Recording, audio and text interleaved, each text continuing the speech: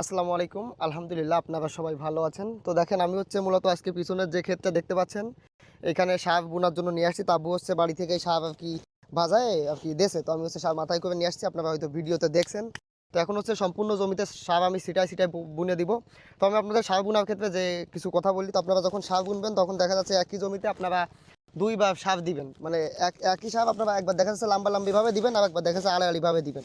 তাইলে দেখা যাচ্ছে আপনাদের জমিতে কোনো জায়গায় সার কম বেশি পড়বে না, বা দেখা যাচ্ছে ধান কোথাও উঁচু নিচু হবে না। ঠিক আছে, যদি আপনারা সার বোনার সময় তাড়াহুড়া করেন তাহলে দেখা যাচ্ছে সেক্ষেত্রে যদি আপনাদের সার কোথাও কম বা কোথাও বেশি পড়ে, তাহলে দেখা যাচ্ছে আপনাদের ধান কোথাও উঁচু হবে বা কোথাও নিচু হবে, এই সমস্যাটা হতে পারে। তো আপনারা এই বিষয়টা সবসময় সচেতনতার সাথে করবেন। তো দেখেন, আমি এখন হচ্ছে যে সারগুলো নিয়ে আসছি, মূলত এখানে আছে হচ্ছে ইউরিয়া সার আছে, তার ভিতরে হচ্ছে ড্যাপ, যেটা চায়না ড্যাপ, আর হচ্ছে পটাশ, আর এটার সাথে হচ্ছে দেওয়া হয়েছিল দানা ওষুধ যেটা বলে সেইটা।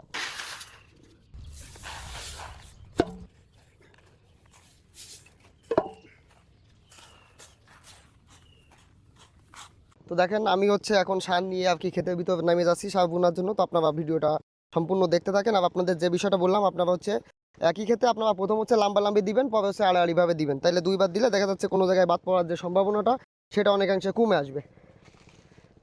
বাবা, কাদা তো খুব ভালোই। বিসমিল্লাহ। ও,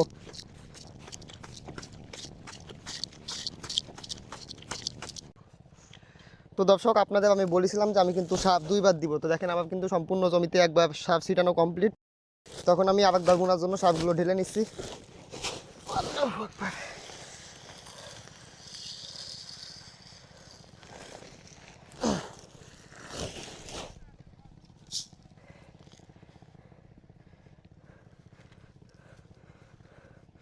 গাছ তো হেভি গাছ হয়েছে, কাটার মতো ছাগল কবে জন্য।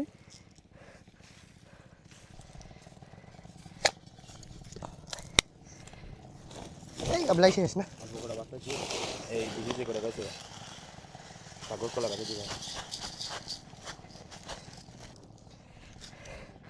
তো দর্শক, ধানে কিন্তু দেখেন আপনার 2-3 ভাবে সার দেওয়া লাগে। তো এই যে ক্ষেত দেখতে পাচ্ছেন, এটা কিন্তু এইভাবেই শেষ দেওয়া, কারণ এরপর আর সার দিব না। তো দেখা যাক এই সারাই কি পরিমাণ ধান হয়। আল্লাহ, না জমিতে সেই ভালো আছে, সার আছে, এইভাবে শেষ যায় জমিতে সার দিয়া। কষ্ট মানে খুব কষ্ট হয়ে যাচ্ছে। তো দর্শক দেখেন, আমার সমস্ত ক্ষেতের তুলনায় এই জায়গায় যে ধানগুলো গাছগুলো দেখতে পাচ্ছেন, এগুলো কিন্তু একটু নর্মাল। তো আপনাদের সার যদি থেকে যায়, তো সমস্ত ক্ষেতের তুলনায় এই জায়গাতে একটু বেশি করে দিয়ে দিবেন। তাহলে দেখা যাচ্ছে সমস্ত ক্ষেতের যে ধান একই রকম হয়ে যাবে।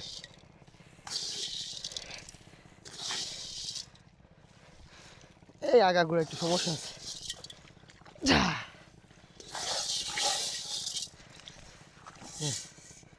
শেষ সার দিয়ে দিলাম, যা করে আল্লাহ।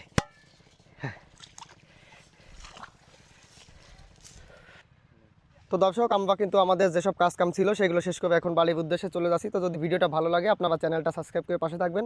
আজকে এই পর্যন্তই। তো দেখা হচ্ছে অন্য কোনো ভিডিওতে। সবাই ভালো থাকবেন, সুস্থ থাকবেন। আসসালামু আলাইকুম।